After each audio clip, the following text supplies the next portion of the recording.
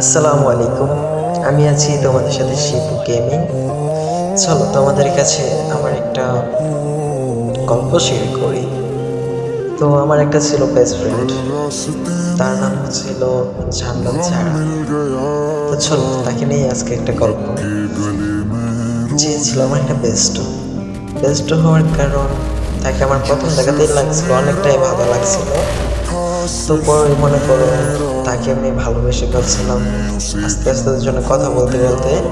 তো আমরা দুজন এক সময় একটা বেস্ট ফ্রেন্ডে পরিণত হয়েছিলাম। তখন বেস্ট ফ্রেন্ড, আমি তো তাকে ভালোবাসতাম অনেকটাকে দেখে।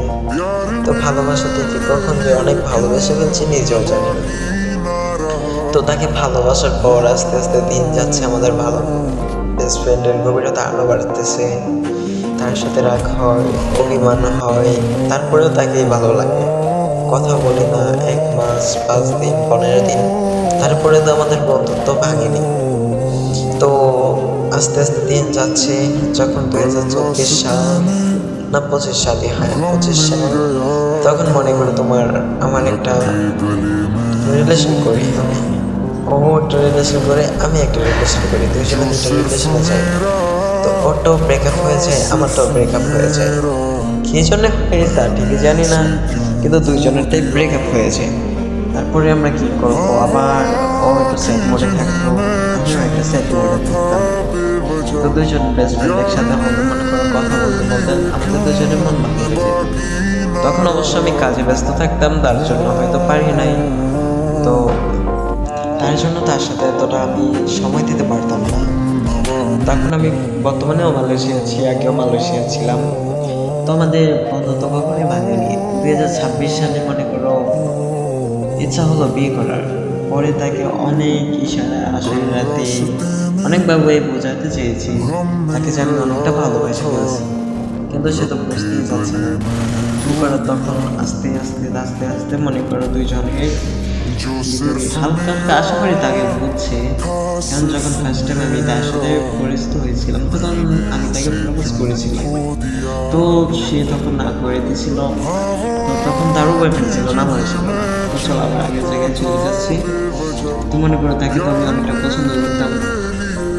যখন আমাদের মনে করো চিন্তা করলাম তার সাথে আবার বুঝাইতে পারলামই না, তখন মনে করে চিন্তা করলাম আমি একটা বিয়ে করার ডিসিশন নিলাম।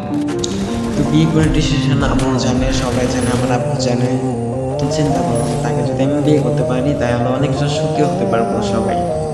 তো এটা চিন্তা করে মনে করো আমি তাকে বলছিলাম, তো আমরা দুইজন বিয়ে করে ফেলি, এরকম কিছু একটা বলছিলাম। তখন সে না এটা তো হয় না, তো অন্য কিছু, আচ্ছা সমস্যা নেই, এটাও বাদ দেওয়া হয়ে গেল। তো তোমার মনে করো আমরা যখন বিয়ে করতে গিয়েছিলাম, সরি আমার বিয়ে ঠিক হয়ে গেছে।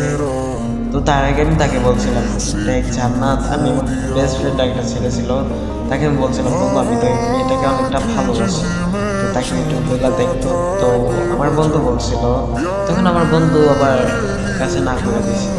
তো তখন তো আর আমি কিছু করতে পারি না, যে তো সে রাজি না, তো আমি কেমনি কী করবো। তো এক হাতে তো আর সব কিছু হয় না।